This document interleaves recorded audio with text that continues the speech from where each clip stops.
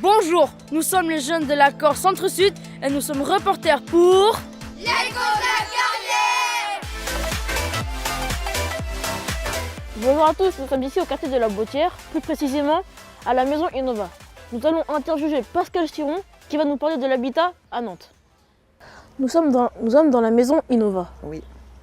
Comment peut-on construire des maisons avec des matériaux plus économiques, plus écologiques et accessibles à tous ?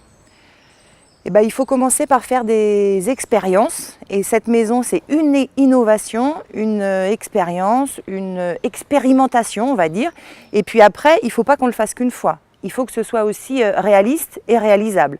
Donc l'idée, c'est qu'après, on puisse en construire d'autres. Et moi, ce que je demandais aux chercheurs, c'est même de construire aussi un étage.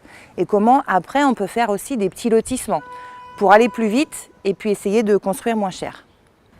Auriez-vous des exemples à nous donner sur des nouveaux projets innovants à Nantes?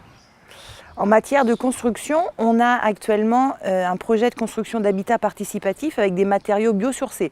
C'est-à-dire qu'en fait, les murs ils vont être construits avec de la paille, avec de la terre, et tout le bâtiment va être construit en structure bois. Dans les projets d'habitat participatif, on a aussi un lieu où ils vont vraiment mutualiser aussi les voitures, pour avoir des voitures à plusieurs, avoir aussi des laveries à plusieurs, des garages à plusieurs. Donc on expérimente sur la manière de vivre en fait, tu vois, de partager les choses. Et en matière d'innovation, sinon, qu'est-ce que je pourrais te dire? Eh bien oui, un immeuble aussi de logement avec Nantes Habitat, toujours avec une ossature bois. Et ça, c'est aussi nouveau. Comment construire en prenant en compte l'avis de tout le monde, tous les avis?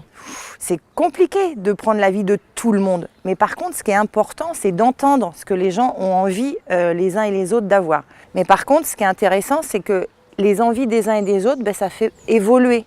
Ça fait changer les modes de pratique. Tu vois, par exemple, ici, la maison, il n'y a pas d'angle droit. Tous les angles sont arrondis. Et en fait, toutes les fenêtres, elles permettent quand même d'avoir des vues sur le jardin et en même temps, les voisins ne voient pas l'intérieur. Et bien ça fait aussi partie de la manière dont on a voulu travailler ici, puisqu'on a posé des questions aux gens qui habitaient dans les logements autour en disant on n'a pas envie de voir les uns chez les autres.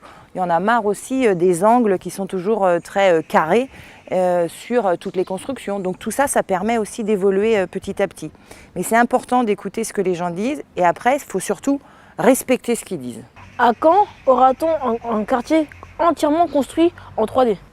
Oh là là, j'aimerais bien, le plus tôt possible. C'est justement le projet sur lequel Benoît Furet est en train de travailler. Je ne peux pas te donner de date, mais ce que je peux te dire, c'est que si ça sort, on ira tous les deux pour l'inauguration. Ça te va? Ouais.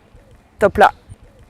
Merci d'avoir regardé cette interview. Moi, de mon côté, je vais attendre que ce futur quartier 3D sorte. Bonne journée!